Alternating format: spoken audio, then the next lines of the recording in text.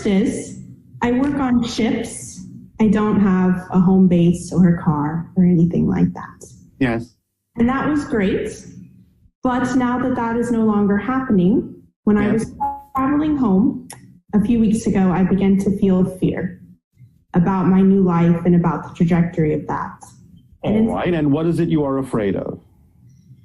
I was afraid of, as I was transitioning, of running out of money and resources while the world was on hold, and I wasn't sure what to do. Well, first and foremost, have you expanded your definition of support and abundance to something beyond the concept of money? Because that is one of the symbols that exists on your planet, but it's not the only expression of abundance. Yes, I have listened to your definitions, but I suppose I don't trust that yet within myself enough. All right. Then that simply means you don't understand how reality works.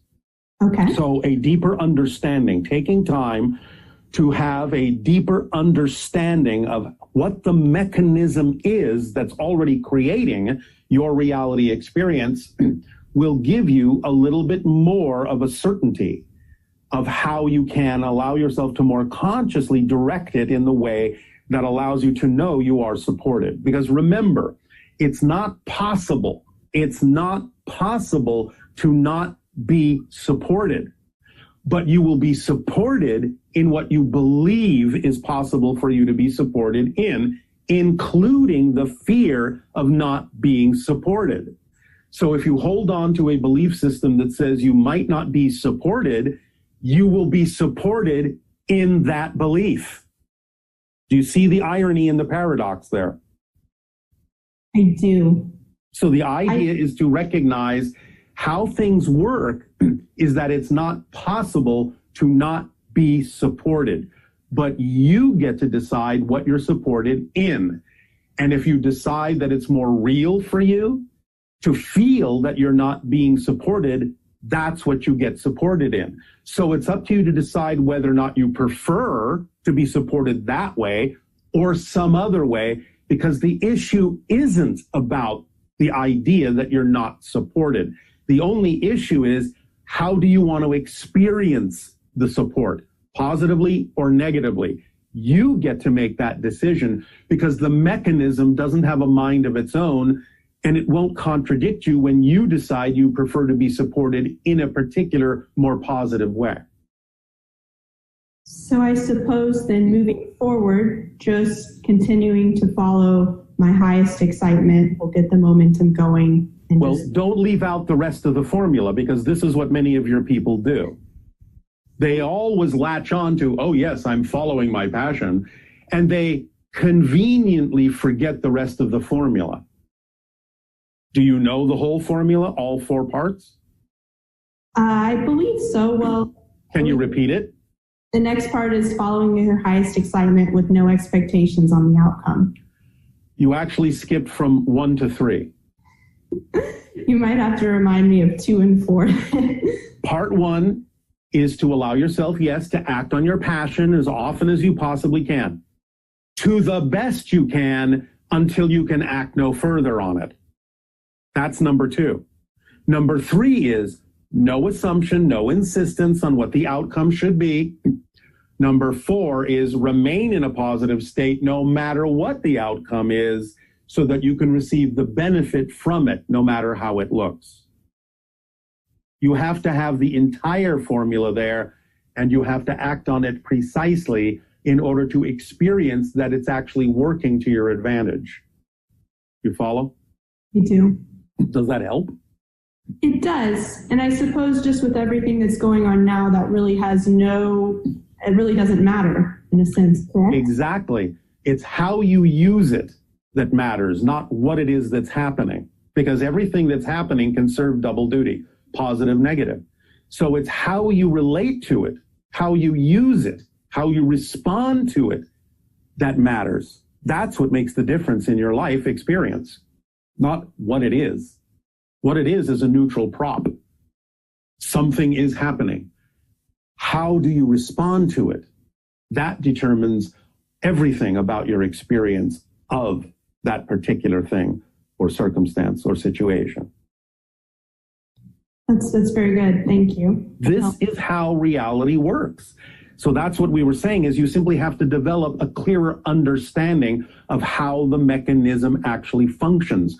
And when you really have a clear understanding of the A, B, C, D, E, F, G of the mechanism, then all these things answer themselves because you know how the machine works.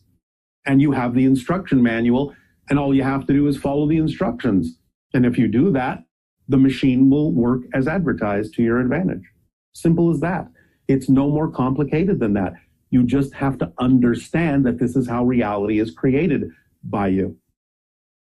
Thank you. I think just with current times, my brain decided that it would forget, with the pandemic or something happening, that somehow the mechanism would change, but it doesn't. The mechanism never changes. The only thing that changes is your definition and perspective and experience of it. The structure of existence never changes. Okay. Yes? Yes. Yes. It is only your experience of it, your perspective of it that changes, and that's what expands creation. Creation doesn't expand in terms of its structure. Its structure is what it is. But you can have an infinite variety of experiences and relationships and definitions of that structure. Yes? Yes. Does this help? It does. I would like to ask one additional question. Yes. This has to do with traveling, and now that we've talked a bit on how reality works, yes, it'll be interesting. So I like to travel, and I like to travel on my own, and I like areas that are remote and wild and beautiful. And normally that's okay, but I've run into some challenges that I was wanting to ask you about. Such as? The past few months, I was noticing that I would get interactions with people that I didn't prefer. I don't want to say negative just because of what we've just talked about, but I would have an extremely profound, it seemed to always follow this pattern, no matter the country, no matter where I went. So I know it's my projection, but I would have a profound positive connection with the planet, just awe-inspiring, so incredible. And then it would be almost directly followed by something that I didn't prefer that felt very aggressive, either with human, animal, or something like that. And it kept happening. And I was just wanting to ask you. So what are you trying to teach yourself in terms of how you respond to those things? That it should just be neutral, really, and that I can take something positive away from it. But at the same time, I felt fear traveling alone and not quite sure how to respond. Then maybe you need to do a little bit more traveling within first. Okay.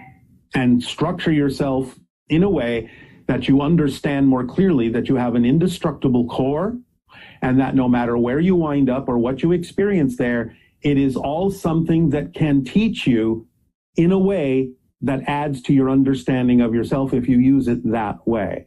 So there is something there you're attempting to tell yourself about how it is you respond to these things and what it is these things do to your own sense of self-esteem or self-worth. Okay. Yes? Okay. So go within a bit to think about it. Okay. This is one of the things that this time is for. When you have sequestered and isolated yourselves, it's like going into a monastic experience where you get to do a little bit more inner exploration so you can come out the other side more knowledgeable about who you truly prefer to be and how you truly prefer to relate to the things that go on in the world, even if you can neutrally observe that you don't necessarily prefer all of them. It's about learning where you actually live as opposed to what it is you are observing. Because sometimes they are there and drawn into your life to give you an opportunity to see if you've actually changed or if you're just going to react to them in the same old fear-based way. Because remember, the measure of change has nothing to do with whether the outer world changes. The measure of change is whether or not you respond differently, even if things still look the same.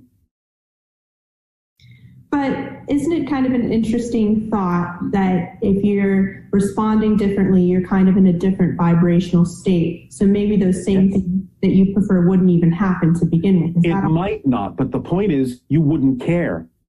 Okay. Because it doesn't matter what happens if you're in charge of your particular vibrational state. Who cares what's happening around you? You haven't gotten to the point yet where you actually don't care. No, I have not gotten to that point. It will be nice to get to that point. Well, you can. Okay. When you understand again how this works, you will see that you're simply giving yourself an opportunity to recognize what true change is all about, and that has nothing at all to do with the reflection. Okay. The reflection can sometimes be a guide to what's going on, and the reflection can and often will change to match the vibration. But if you need it to change, you're missing the point. Oh, that's good. That makes sense. That's like saying, I'm looking in a mirror and I'm seeing a frown, but I need the reflection to change before I do. It never will. You have to decide to smile, and yes, then the reflection may have no choice but to smile back. But at that point, you don't really care to look at the reflection anymore, because you're smiling anyway, no matter what the reflection looks like. Because it's not about the reflection, it's about you having made a decision and made a choice to be who you prefer to be, regardless of what you saw in the mirror to begin with. That makes sense. I know, that's why I said it. Does this help you? It does. Thank you so much, Bashar. Then we thank you. Good day. Thank you. Have misunderstood the actual meaning of that word.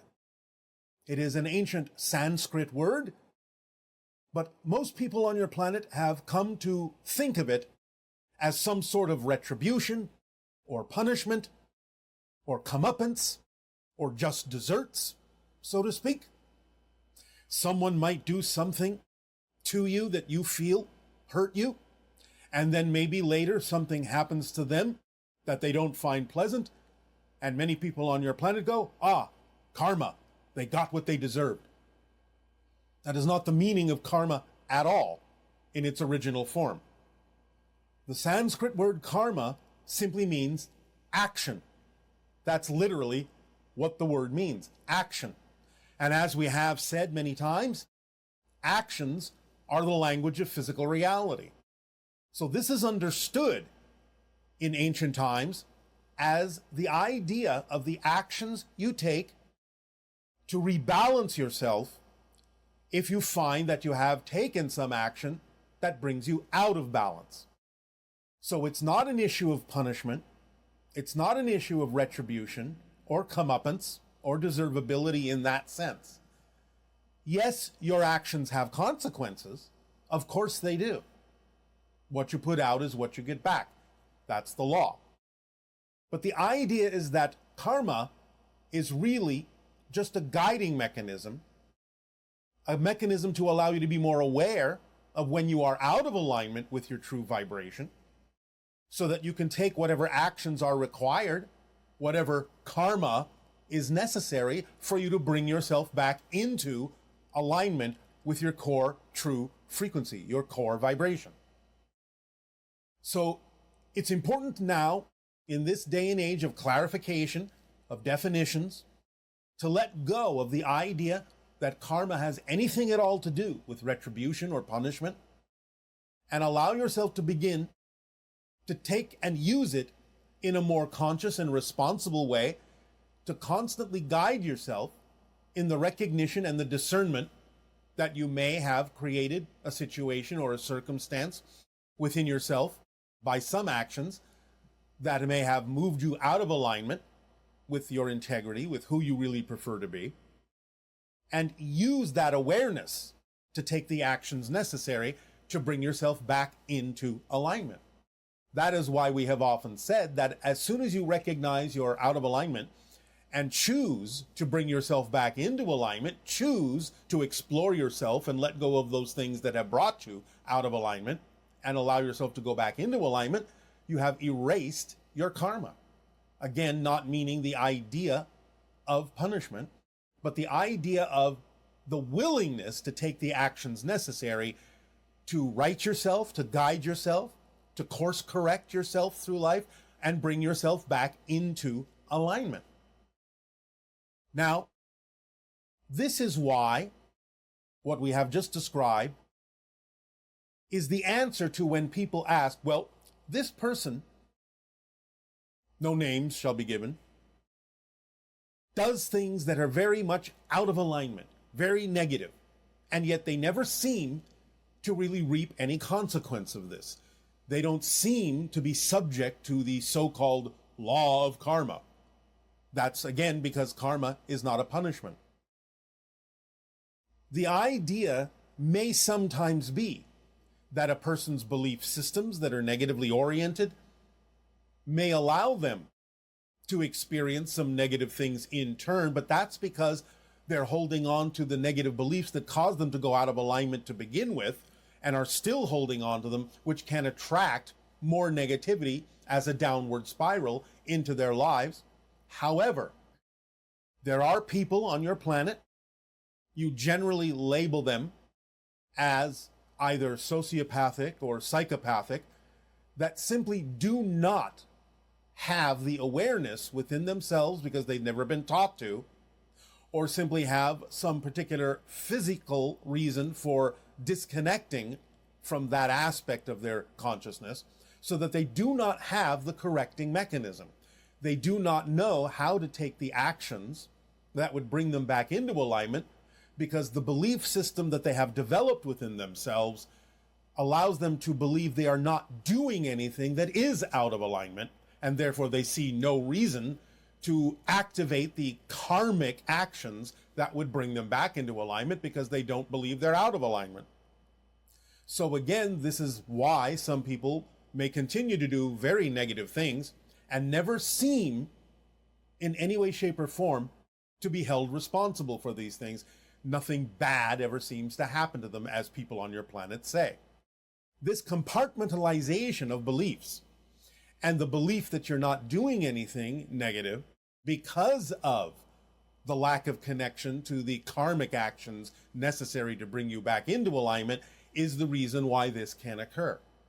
So it's all about allowing people to start understanding, reconnecting, and letting go of the idea that karma has anything at all to do with blame or punishment, and it's simply a device that allows you to take the actions necessary to be who you truly are, to recognize your core vibration, and to bring yourself back into alignment with it. This allows you to begin to really take full responsibility for the things that you create and perceive in your physical reality experience. And as we have said, responsibility is nothing more than the ability to respond. So karma, being defined as action, is the heightened ability to respond to misalignment by taking the actions necessary to bring yourself back into alignment. That's all karma is, but it is a very powerful tool if used in that way, in its original intention. So allow yourselves to practice letting go of any definition of karma that has anything at all to do with the idea of comeuppance or retribution or revenge, and allow yourself to bring it closer to home as a device that is actively participating in the creation of your life and your reality experience, and can be used every day in the most positive ways to make sure that you are course correcting and allowing yourself to move forward in the most aligned way to your true core being.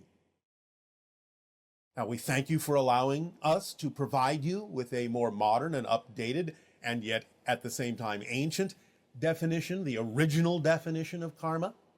And in return for the gift you are giving us in interacting with all of you, I ask you now, in what ways may we be of service to you? Please begin with your questions and dialogues if you wish. Children in a monastery who were making a flower bloom and materialized all kinds of things out of nothing. You materialize your physical reality immediately all the time. It's just that those children have been taught that they're already doing that. So it's nothing that they deem or label as unusual. So the idea is to recognize you wouldn't have a physical reality experience if you weren't constantly materializing. And it's not just about your thoughts. It's about what you believe to be true. It's based on your theme of exploration and what's relevant for that. So you can expand the relevance, just as those children have, by retraining yourself and redefining the idea, and understand that you're already materializing instantaneously. Otherwise, you wouldn't have a physical reality experience at all.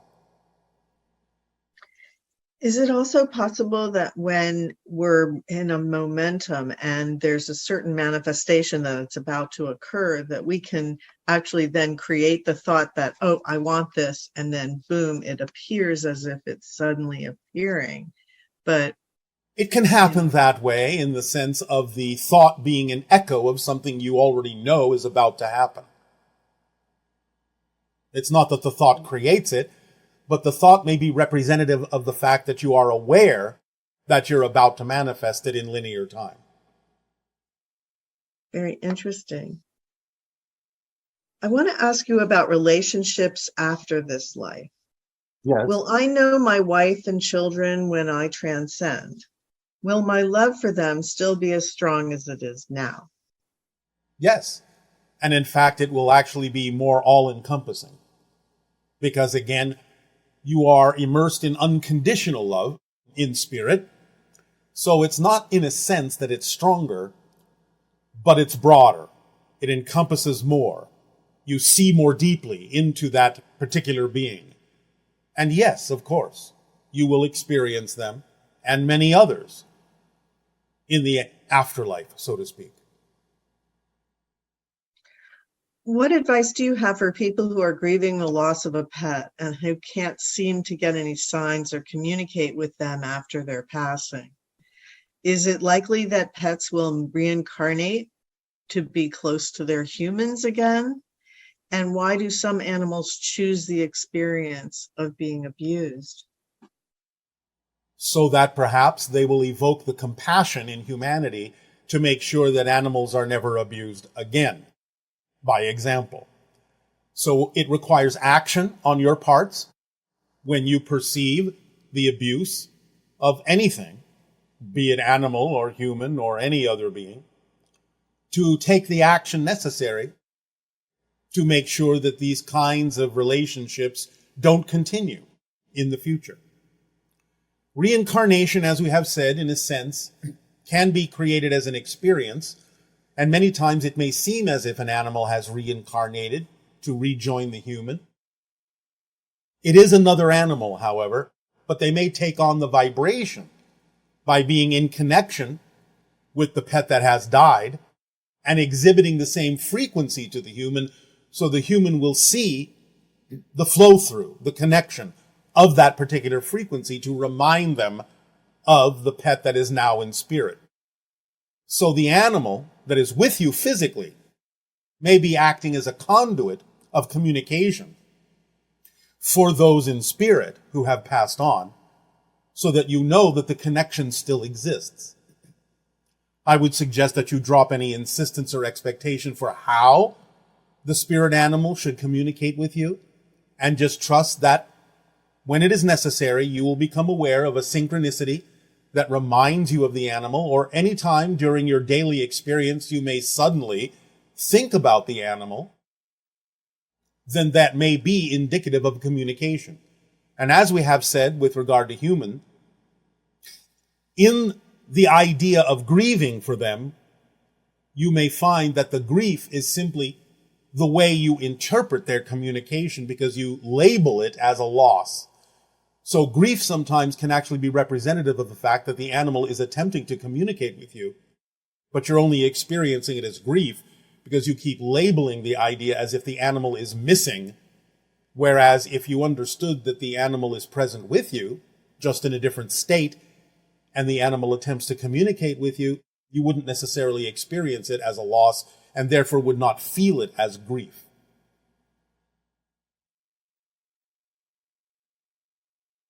This viewer has the question regarding communication with the cetacean nation. You had said to communicate telepathically. So I have been sending one what I call a bubble of communication every day. I include an image of nature that I've seen in my day, and I blow it towards the ocean in my imagination, where I think I get the bubbles back with images from the cetacean's day. Is this really working? And if so, who am I communicating with exactly? Yes, it's working, and you may be communicating now and then with various random cetaceans, in the same way that you may communicate with various random humans in your course of daily events. It's not always necessarily the same cetacean. It will depend upon what cetacean needs to pick up on the vibration of the telepathic communication and imagery you have sent, and what is relevant for you to receive from a different cetacean based on your themes of exploration. So yes, it's working, but you have to be a little bit broader in your allowance of who it is that's sending to you and who it is that needs to receive whatever it is you have sent. Thank you. What's the best way to get information from the Akashic records?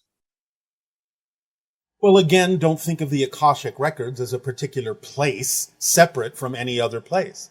Remember, everything is here and now, including information. So the idea is to simply recognize, as with anything, it's an issue of resonance. If you vibrate in harmony with a particular frequency that represents certain information, then that information will be accessible to you if it's relevant for you to receive it. Remember, anywhere you are is within the Akashic records because, again, all information exists here and now.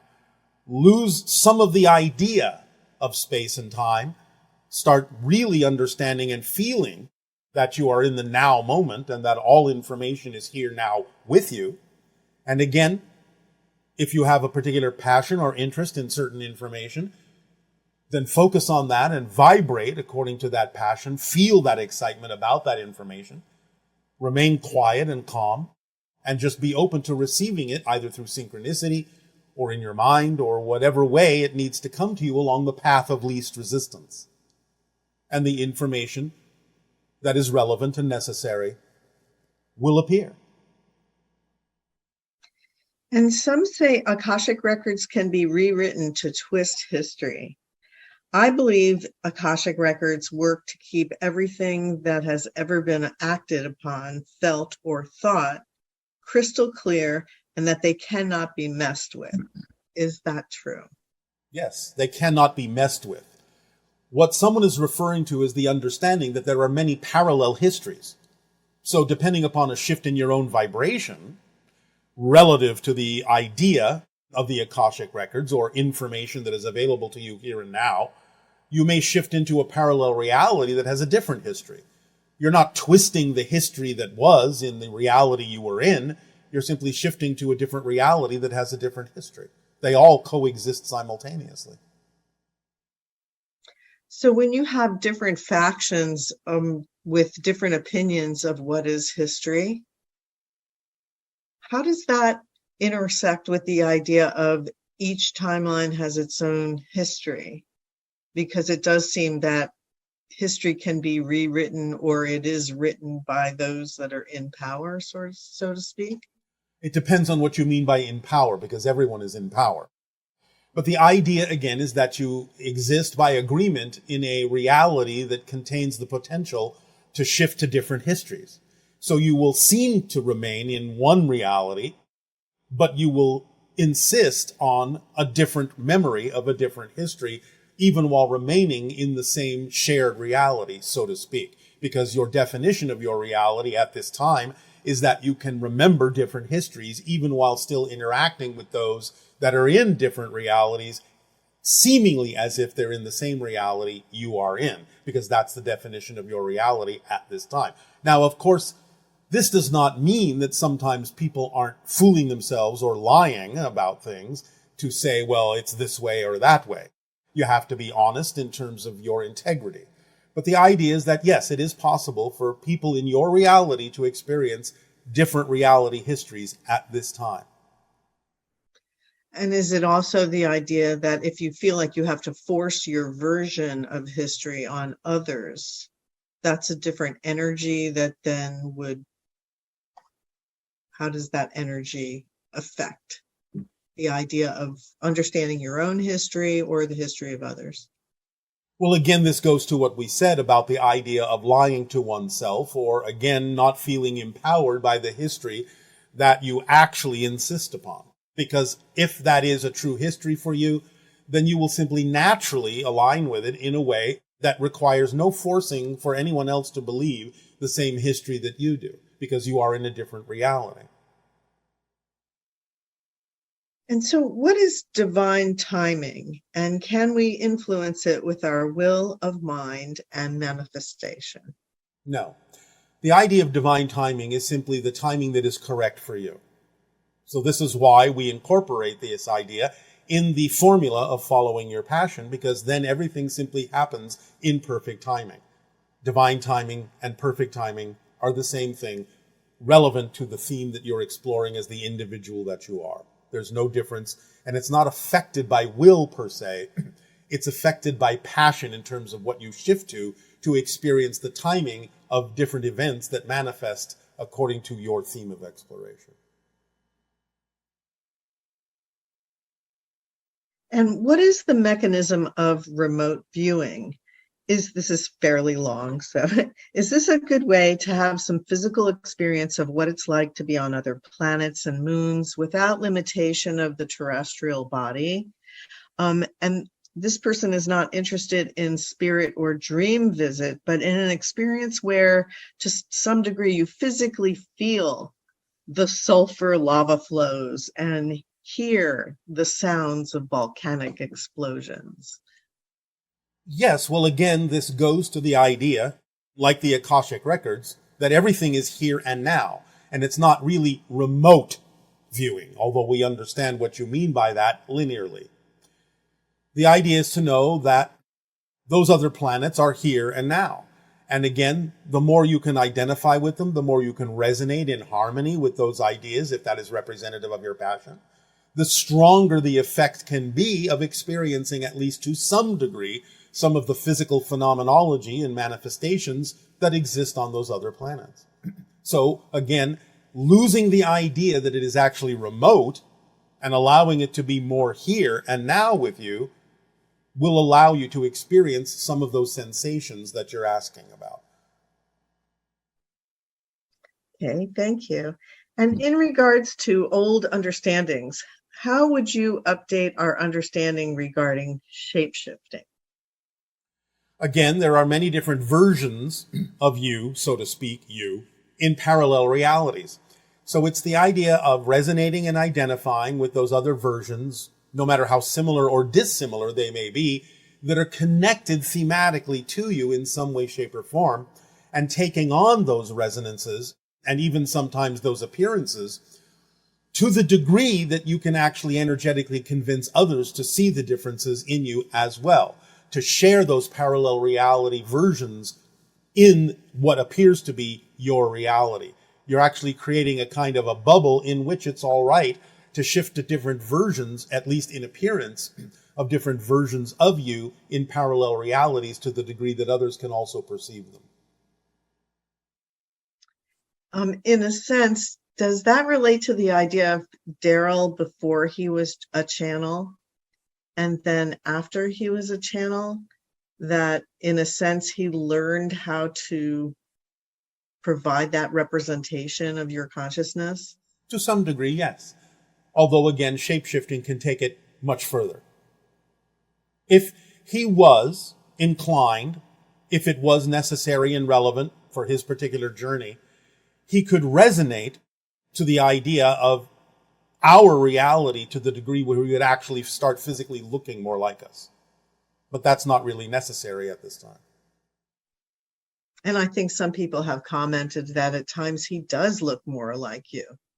Now and then. Especially when he's channeling. Yes, now and then the resonance may shift or expand to the degree where he may take on some of those aspects.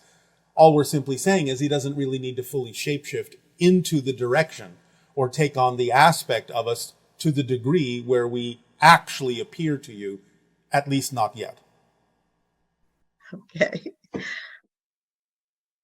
What happens to the ego, the physical mind, and the personality self when a lifetime is completed? What of us continues? Is anything lost? Or does it all get to move forward together somehow? Nothing is lost. It all moves forward together in the same way, by analogy, that you are no longer a child, but you still retain all the experience and the memories of being a child to whatever degree is relevant for you, even though you are now adults. You can move forward as an adult, yet you can easily call upon any memory of childhood that serves you at any given moment. So it's similar in that sense. You don't lose it.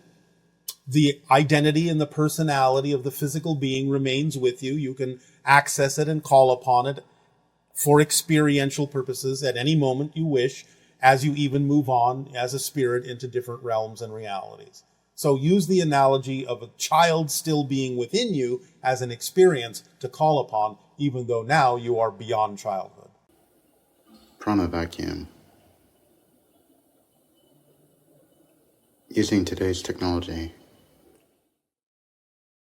The so-called prana vacuum is the same thing as the idea of what you might call the quantum vacuum, is the same thing as the zero-point energy concept that many people are talking about on your planet.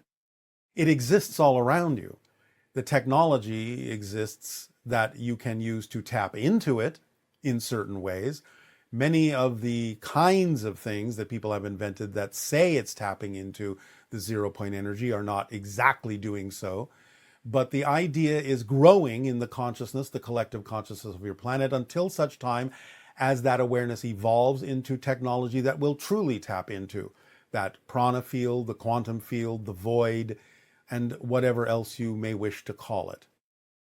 It will allow you unlimited energy, unlimited flow, an inexhaustible supply of energy that can be utilized in a variety of ways once you truly tap into that technology. It has to do with creating devices of proper resonance, proper frequencies, capacitors that vibrate at certain resonant frequencies that deliver and transform energy in a certain way, step it down in a way that you can use with your technology.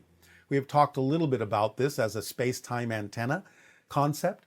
3 nested spheres separated by phi ratio diameters, penetrated by antennae that are insulated from a Merkaba, a double interpenetrated tetrahedron in the center of the 3 spheres that resonates at certain frequencies and can be activated by the introduction of energy into it, and it will output energy of a higher caliber, a higher level, and a higher frequency, tapping into the quantum field in certain ways. But many people on your planet, a few of them, are beginning to experiment with this, and we cannot deliver more information about this device until they have already achieved what it is we have already delivered. End of discussion. Hello, Bashar. Good day. Thank you for having this conversation with each other in this way. It is our passion and our pleasure to do so. What would you like to discuss? Talking about the hybrid children, you've mentioned in the past that contact between hybrid children and their mothers will expand over time. Yes. Has this process indeed started on this timeline? Is there an increase of physical contact between human beings and the hybrid children? Yes, but in an altered reality, not necessarily physically on your planet so much, but in a slightly altered version of physical reality, and in dream time, these encounters have increased. Okay, wonderful. Eventually, it will leak into the physical reality as you understand it, Yes. although it will still be of a higher vibration than it is now. Yes, understand. Yeah. And I also wanted to talk to you about suppressed memories. Yes. During our previous conversation, you've mentioned that I was visited by the Grace when I also was a child. Yes. And that these experiences are buried deep within my consciousness. Well, not that deep. Oh, not that deep. You also mentioned that I felt victimized because my childlike state was not able to comprehend what was going on during these visitations. Yes. Okay. And is it correct to say that from the point of view as a human being child, that these visitations and the removal of genetic material was somehow experienced as a trauma on a psychological level? Yes, but only because of the way you were raised as a human, not because it's innate to the being a child, not because it's innate to being a human child, just because of the way your planet views these kinds of things, and because it is short-sighted in its compartmentalization of awareness. That's the only reason you experienced it traumatically. And is that also the reason that we're still somehow afraid of extraterrestrials? Because you are afraid of portions of your own power. And the extraterrestrials you're encountering represent and reflect the idea of your true power in certain ways. Ah, I understand. And yeah, that's probably not a coincidence, but that leads up to my next question. Both my parents have transitioned almost within 3 years of each other. And the last parent, my father, passed 1 year ago. Yes. And their physical absence caused a shift in my life. Yes, of course. That's the purpose of it. Yeah.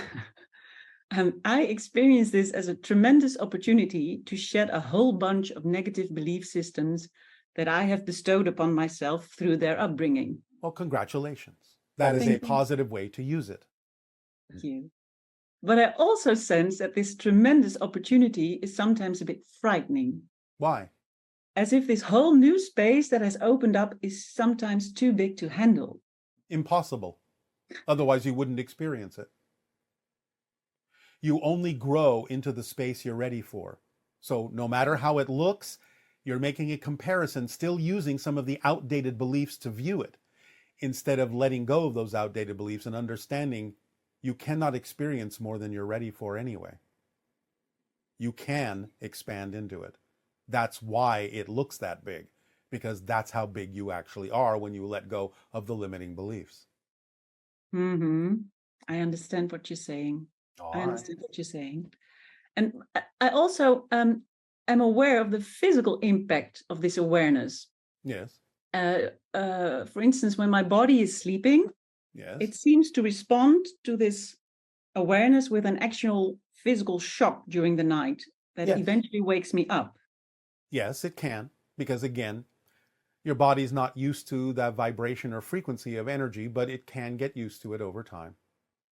And how can we do that? Can you say something about how to integrate this new space and the awareness of new space and the physical response to this? Is it just going with the flow, letting it happen? That's one way, practice in a sense, having it happen over and over again. You'll get used to it. That's one way. But one way to accelerate that is to understand or have a perspective where physical reality isn't really separate from spirit reality. It's really not so different.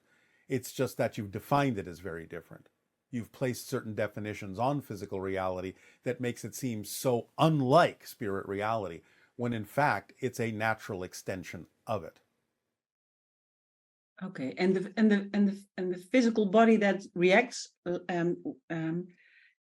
how can we smoothen that out? Well, this is what I'm telling you. Stop making such a separation in your belief system between the idea of your physical body and your spirit. Your physical body is your spirit in physical terms. Mm-hmm. It's the same kind of idea, if you wish, a crude analogy of saying ice is still water. It's just frozen. Mm-hmm. But it's the same thing. It's the same substance, essentially. And so is steam. So if you start looking at your body as if it's simply, euphemistically, a frozen version of your spirit, or at least a portion of your spirit, you can start to allow the physical reality to sort of melt a little bit more, allow it to become a little bit more fluid, a little bit more liquid, and not be so different from the liquid version or the steam version. So you have to start really looking at physical reality as if it's just another state of being of spirit and not really separate. It's the idea of separation that's tripping you up. Yeah, I understand. And you also said something about that the human beings on Earth will become more and more human over time. Yes, you're actually not fully human yet. Yeah, and I was wondering what you meant by that. What does it mean to be human as opposed to not being fully human? Being fully human means that you understand that everything is made of unconditional love. You understand that everything is connected, everything is a reflection of everything else, and you act accordingly. Mm-hmm. Yes. Being fully human is what you ascribe to beings like Christ, Buddha, Krishna, so on and so forth. Mm-hmm. It's the idea of the behavior that reflects the godhood within you. Yes. Yeah. And that probably also means that we're not so compartmentalized in our way of thinking then. Exactly. You think more holistically, more as a whole system. That's why I said you understand everything is one thing. I am you from another point of view. Literally, I am you from another point of view. You are us from another point of view. A fully realized human lives in that truth. Yeah. Thank Right? you so much, Bashar. You are so welcome. Aveo. Aveo. I've been procrastinating for quite a long time because I couldn't find the things that give me the motivation. So my question for you is, how can I discover my passion to do things that makes me money and give me the motivation to keep on going? Thank you very much. Well, clearly, this might require a back and forth to really dig deeply into this particular subject. But at the same time, we can say you are clearly passionate about procrastinating. So the idea is to find out what you're afraid will happen if you don't procrastinate. That would be simply based on a belief you have that something in your so-called future actions will actually cause you more pain, more difficulty, more suffering than simply holding back. So the idea is to get deeper into an investigation of your belief systems, because again, remember, all of you are motivated, absolutely motivated to do those things you believe serve you and to never do the things that don't serve you.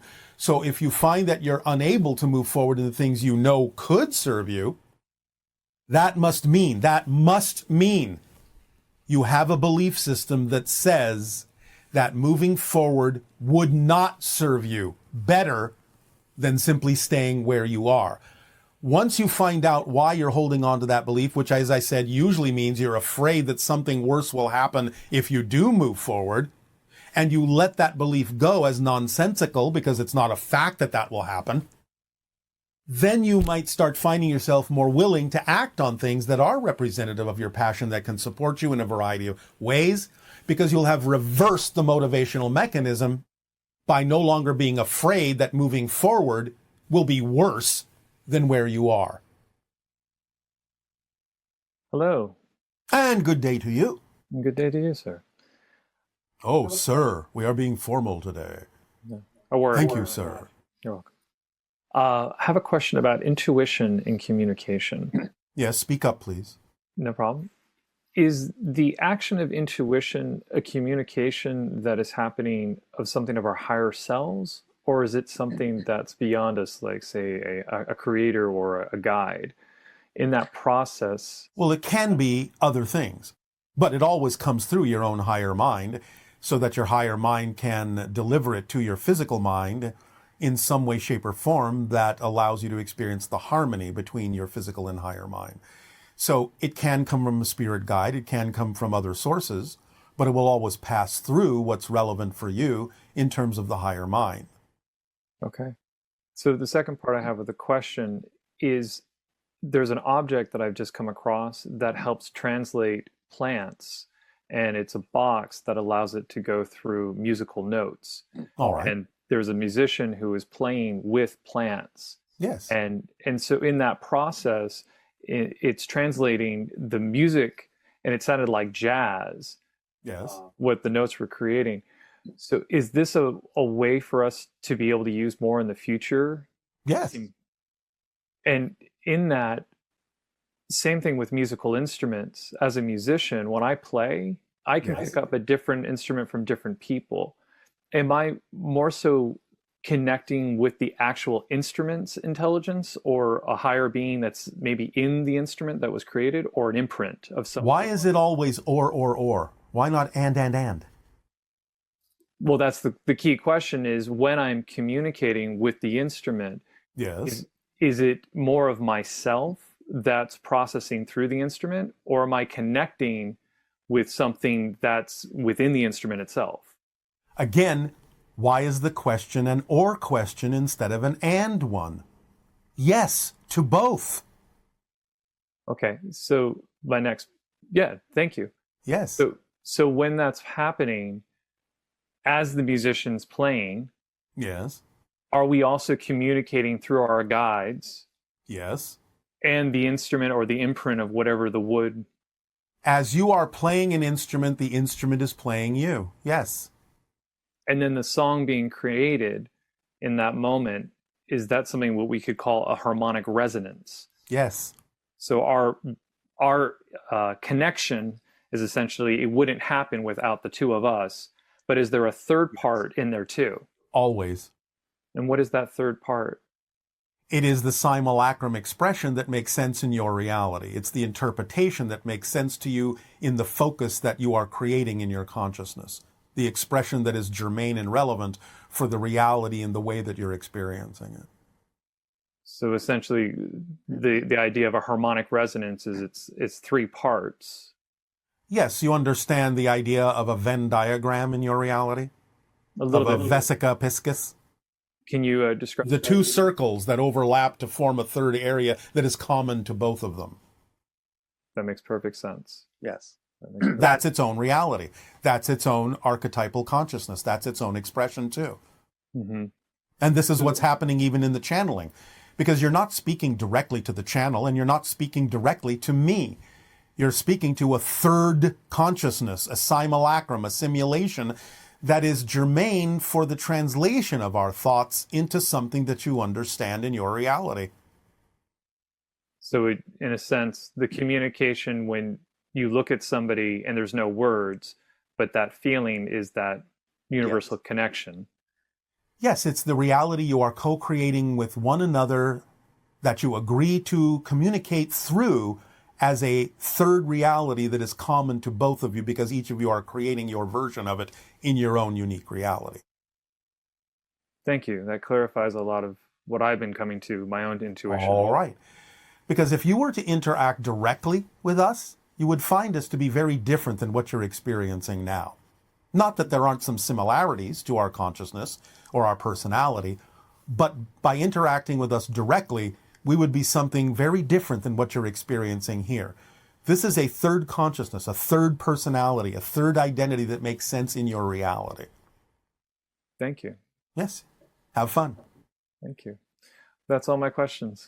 All right. Well, we thank you for the co-creation. Good day. Good day. Cheers. Hi, Bashar. I'm Erin from Shepherdstown, West Virginia. I have a question about Sasani reproduction. I have heard most of the time when you talk about the creation of a new Sasani baby, you refer to having two parents forming an energy bubble between them, and a new baby is formed within that. But I have also heard you mention that it is possible for there to be more than two parents directly involved in the process of creating a baby with the energy bubble. I would like clarification on this, because most of the time I just hear you mentioning two. Can you confirm that sometimes there's more than two involved? And is that very common to have more than two parents involved in the creation of the energy bubble? Thank you.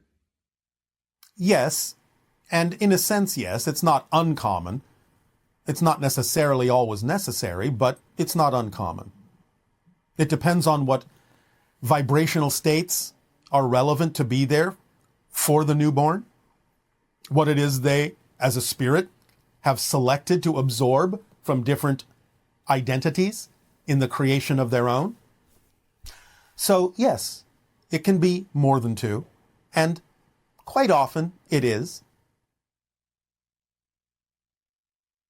Hey. Good day. Hello, everyone. Hello, Good Bashar. day, good day, good day. I'm Jason. All right. Transmitting from Sedona, Arizona. All right.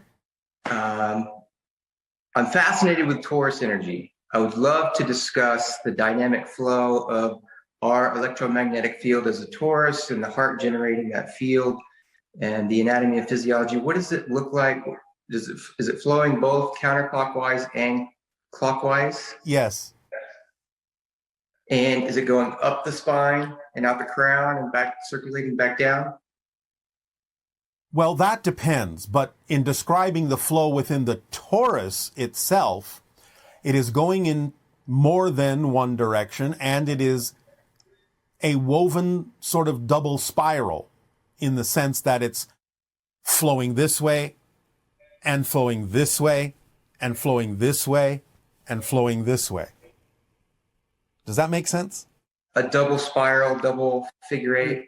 Both directions, a double spiral in both directions. If you imagine that the torus is made out of thin lines around it, going around it and around it in one direction, then also have the lines go, shall we say, crossing it in the other direction, and then having the lines go in this direction and also crossing it in this direction. Does that make sense? Do you understand the illustration? I think so. Okay. And in terms of the anatomy and physiology, I know you answered this before. We are a manifestation projection inside our soul, our physical body is. Can you give us the anatomy and physiology details of what our soul looks like outside our physical body? Well, the soul itself, in a sense, is a particular expression or pattern of light, of electromagnetic energy that has many different kinds of radiating and outward and inward radiating patterns simultaneously. Mm-hmm. Sort of like if you imagine dropping a stone in a pond and seeing the ripples go outward, but then the ripples bouncing off the edge of the pond and going back toward the center.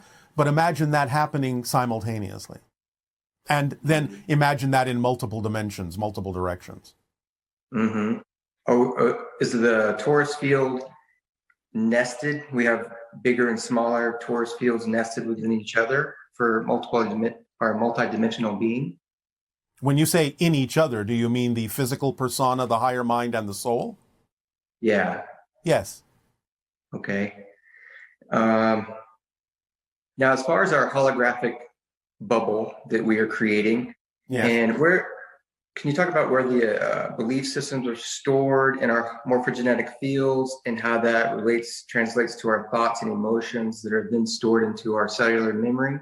Well, the field itself is the storage mechanism. If you're talking about the idea of it being a holographic structure, then you will understand it. It's stored everywhere.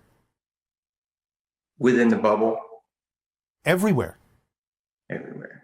Yes, in other words, you tap into whatever you're the vibration of wherever you are because everything is here and now. Therefore, what you're calling the morphogenic field is simply a projection of consciousness that makes it seem like it occupies space and time, but that's an illusion. It's all here and now. So in a sense, holographically, you can tap into anything, anywhere, including belief systems. Okay, I notice we have an internal compass, and whenever I'm in my manifestation flow or my synchronicity flow, I will get a shot of bliss. My hair stands up on my arms, energy goes up my spine. Can you describe it so we can understand this better, internal compass? And well, there are different ways to understand this concept of an internal compass. What you're describing is the vibrational version. In other words, you're sensitive to certain frequencies that when you align with them will create more of a superconductive or even a hyperconductive flow of energy through your neurological system because you are now synchronized and harmonized with the frequency that is closer to your essential core frequency.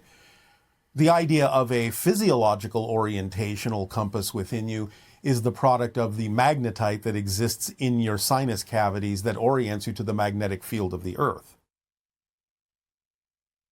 Okay. And I think I have one more question is, in terms of how the energy is flowing from the sun into the earth, is it coming in clockwise from the North Pole, counterclockwise out the South Pole? Yes. And the return... Wait a minute. One moment. No, the opposite of what you said. Counterclockwise from the north down, and then clockwise out the south? Yes. Okay. Will that do? This opportunity, that was all I had. All right, we thank you for the co-creation of the interaction. Good day. Good day to you. Hello, Bashar. Is there anything substantial about existence or the universe that you don't know? Do you still have questions? And you once mentioned that the universe is slightly positively charged. What is behind that charge? What causes it? And can it be called love? Thank you. Love is the vibration of existence itself. The idea of the positive and negative charge and the slightly positive bend to existence is because of the third position of neutrality. The third position in the middle of positive and negative is neutral, and that is the balance point that still allows for the awareness that you are free to choose what you prefer. The very ability to be free to choose what you prefer, if you want to put it in these terms, is slightly positive. That's why it's bent slightly in the positive direction. But of course there are things we don't know. So, like you, we don't know what we don't know until we discover something new that we didn't know. So of course there are still questions. Discovery, exploration, never ends as far as we can tell. There's no such thing as an ending to it.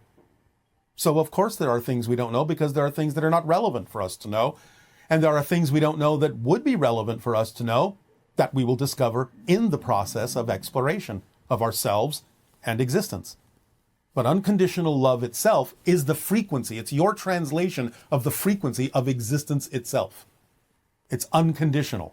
It allows you to create whatever you prefer, whatever you believe is true at any given moment, positive, negative, and neutral.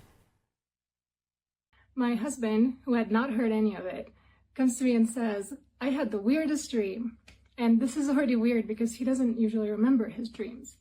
So he said in his dream, they were on a plane and it was going straight up. And then they were in a big hangar and that there was a large general there who was looking for me. And